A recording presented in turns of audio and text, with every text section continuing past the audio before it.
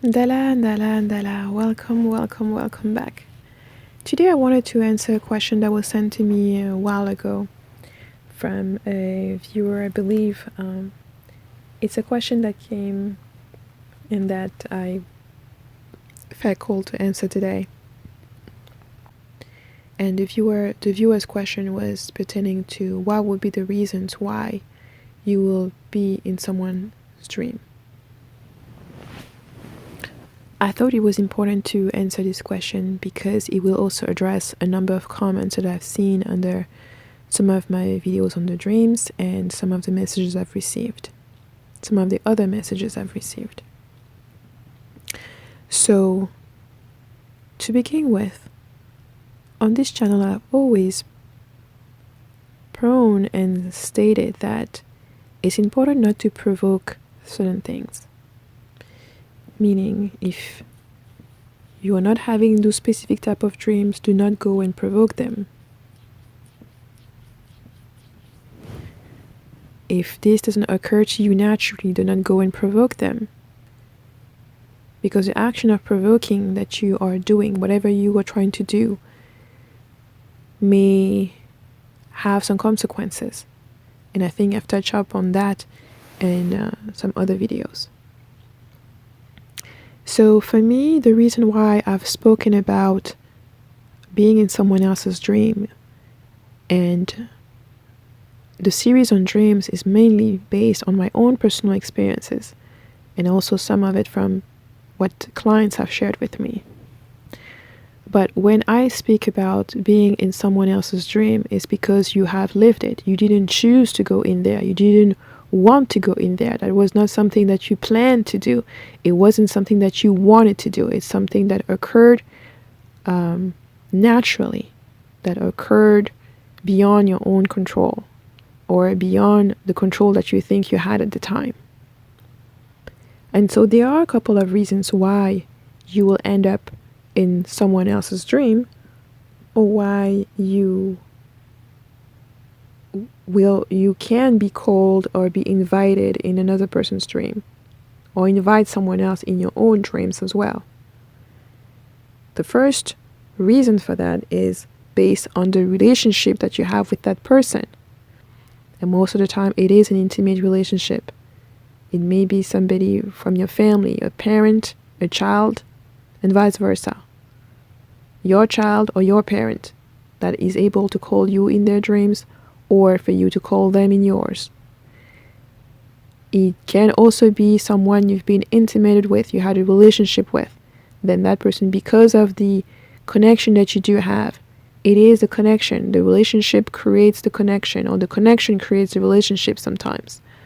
And it is through that connection that you are able to see each other in the spirit world or in the dream world. Second, aside from the relationship and the connection, or the connection that is tied to the relationship, the connection may be established through your feelings. This person may love you, you may love them, and the feelings that you share together is the bridge that enables you to be in each other's dream, or for one person to pull you into theirs, or vice versa.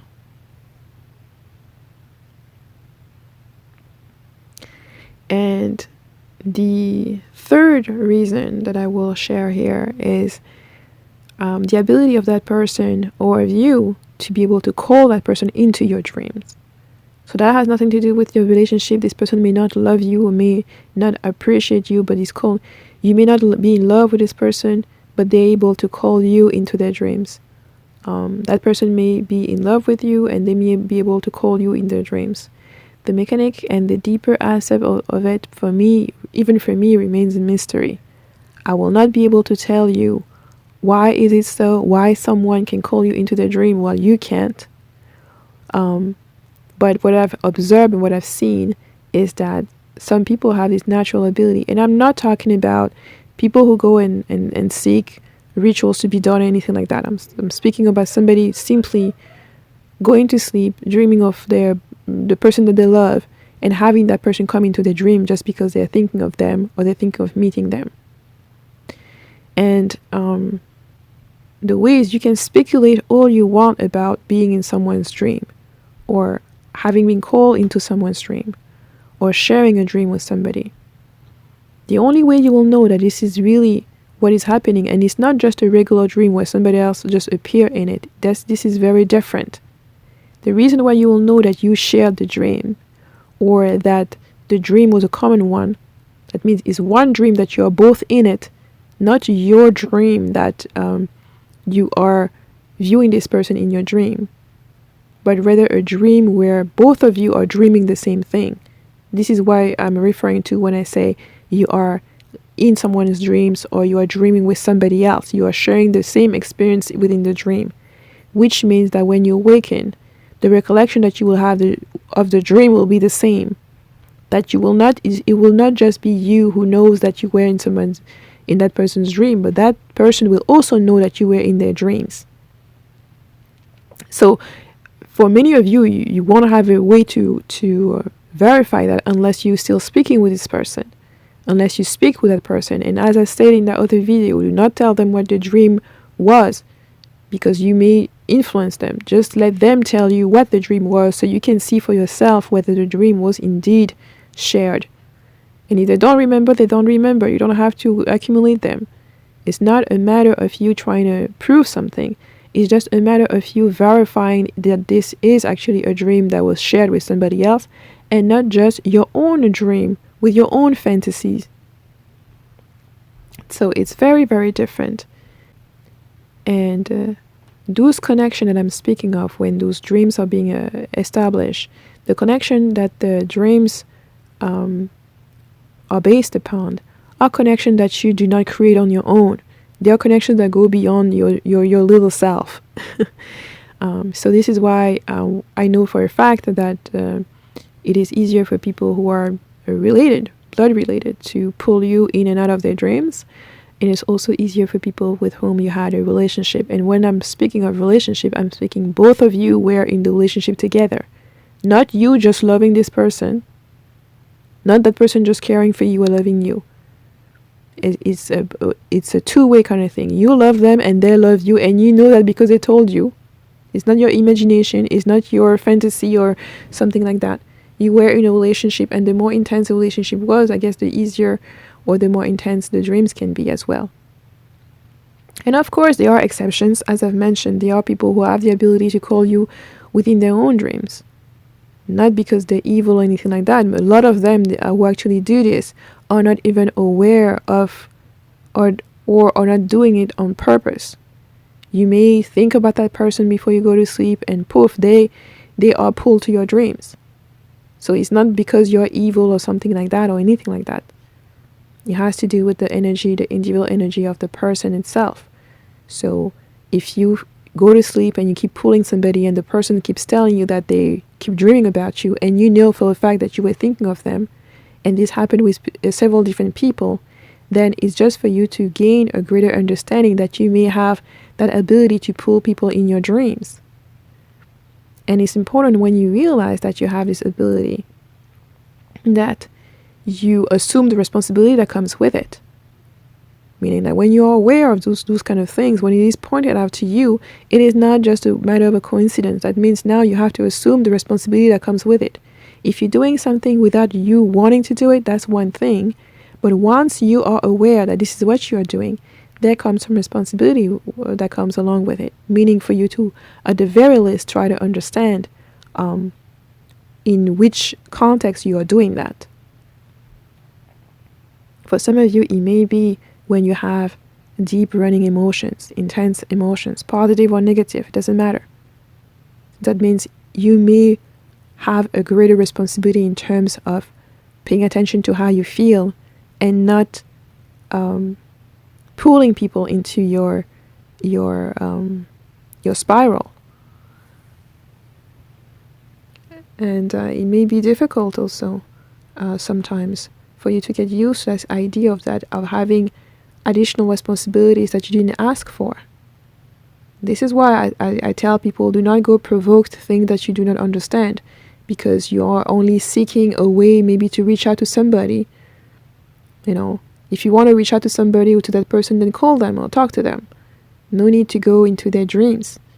No need to go that way. And I've already spoken about when you force yourself into someone else's dream, then they may perceive you as a monster, as a negative entity, and they may fight you in that dream. So that's why I wouldn't recommend doing that. I never recommended you provoking things anyways. But for those of you who are trying to understand this phenomenon, if you are going through it, the first thing is for you to maybe start documenting what is happening to you when you have a dream of a specific person, and when you speak with the other person and they tell you in fact that they have the same recollection of the dream that you have, that you take note of that so that you are able to pay attention in terms of if there is anything that's linked to your sense of self, your feelings towards that person, your feelings in general. If you're angry, your anger, whatever emotion you have at the moment. If you are a woman, I will also pay attention to your feminine cycle in seeing where are you in your cycle. If you are a man, I will look at your masculine cycle to see maybe there are moments in your masculine cycle that you are more open to attract this person, or that for that particular phenomenon to take place. I will also look for if there's any correlations between these phenomena happening and nature in general, looking at the cycle of the moon. If you start documenting when this is happening, and you may find that there are moments during the year or during the month or during certain phases of the moons that it is more frequent, it could be interesting for you to explore that further and to see how and when you can not necessarily control it, because it's not always controllable, but better understand it so you are prepared, and so that you are also being able to maybe retrieve yourself from those, or to simply gain a greater understanding because you're not going to be fighting it anymore. So again, the realm of dreams, dream interpretation, and understanding your dreams will require you patience. It will require you time. It's not something you're going to wake up and understand it all and make sense of everything. And pertaining to the connections that are built that allow one or two people or more to share the same dreams. As I said in many videos in terms of cutting cords and dealing with different connections, some of the connections are beyond yourself, meaning you didn't create it. They are divinely created for a purpose, and once that purpose is filled, that connection will dissipate on its own, unless you reunite it. But so it is not a matter of you fighting what you feel for somebody else. If you have those feelings, they're there for a reason. And having those feelings do not tell you what you must do or cannot do. It's not because you have this feeling that you have to behave a certain kind of way or you have to do certain things. You just have to understand and recognize that those feelings are not there for you to fight them, but you can let them go through and recognize that they are. They're not for there. I would not recommend trying to trying to suppress them, but acknowledge them and let them go as you would let emotions go. And if they linger and they stay around, then try to understand them better, see the foundation and the roots of them, so you can understand also the connection. And oftentimes it will help you better understand the dream itself and the message through the dreams, based on what is being said in the dreams between you and that person, what you guys are doing, what the situation that's being presented. Those are all factors to take in consideration.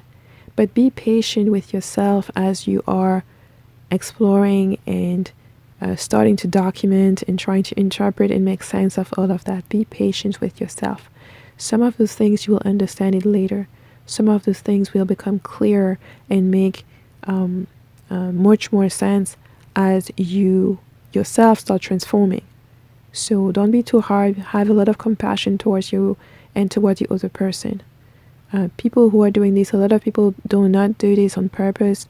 So there's no point being angry at them if you find yourself in someone else's dream. As I've stated in my own experience, I wasn't angry. I didn't feel any type of way. And I just enjoyed the experience for what it was. It is an experience in a dream, which also means that you have a capacity and the ability to do a lot of things within dreams. So negativity is not going to help in those situations. It's a lot wiser to remain calm, to see things for what they are, and to assess what the lessons may be, and to give yourself the time in order to see more clearly.